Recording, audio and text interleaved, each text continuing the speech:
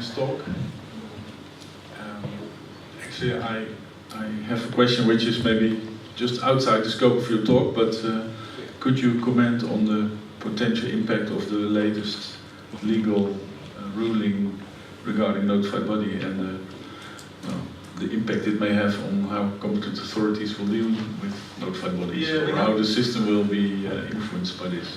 We haven't really talked about this within the agency yet, because obviously it's all very new, so we haven't actually really considered what our views on. But this is just my own personal views. I think notified bodies for high-risk devices have been probably much more reluctant to get involved. You know, they'll probably consider more carefully as to whether or not to get involved in high-risk devices in the future. So it may preclude maybe some of the smaller notified bodies from actually covering those types of products in future. And the other aspect, of course, is liability insurance. So that will obviously have to increase. I mean, you're talking, I've heard billions being mentioned, and the liability insurance for certainly the UK notified bodies is millions rather than billions. So, I mean, that is going to be an area which I think may cause a lot of concern. And I can imagine that the premiums following this court ruling will absolutely rocket through the roof. And of course, that, I mean, whatever the fees are, that's going to have to be passed on to clients. So, I mean, that's my immediate reaction to it. Thank you. Qserve. Yes, good morning. Good morning, Mr. Higgins. Good morning, all. I got one question. I noticed that competent authorities are digging more and more in clinical data, but I realized that in fact for 50 or 60% there is no relation between clinical data and the medical device. When you look at the blood pressure device, what's the clinical data between the blood pressure device and the curement of high blood pressure?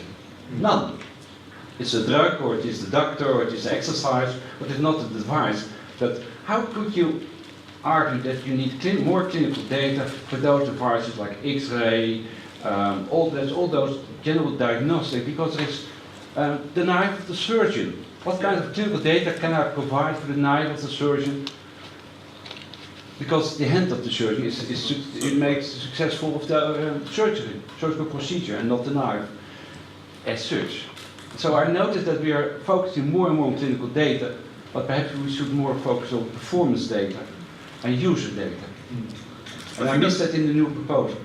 I think that's what I said earlier. I think you have to apply common sense to the clinical data. As I said, something like a blood pressure monitor, you wouldn't, as I said, you wouldn't necessarily, you probably can cover it within half a page. And probably even things like X-ray and issues like that. It's really, you have to look at it, and obviously there's thousands and thousands of different medical devices. And you have to apply a common sense approach to each medical device in terms of its clinical data. So the problems that we've seen are mainly for the high-risk medical devices. So it's not necessarily focused on the low and medium-risk devices that we've had problems with. It's the implantables and class 3 devices. So I think what you have to do as manufacturers, you have to apply common sense to it and say, well, how much clinical data do I need for this particular product? And I can't. The blood pressure monitor, again, you wouldn't need much, and X-ray, again, you wouldn't need much data for that. But if you're talking about a novel drug-eluting stent, for example, then you would need a lot of clinical data for that type of product.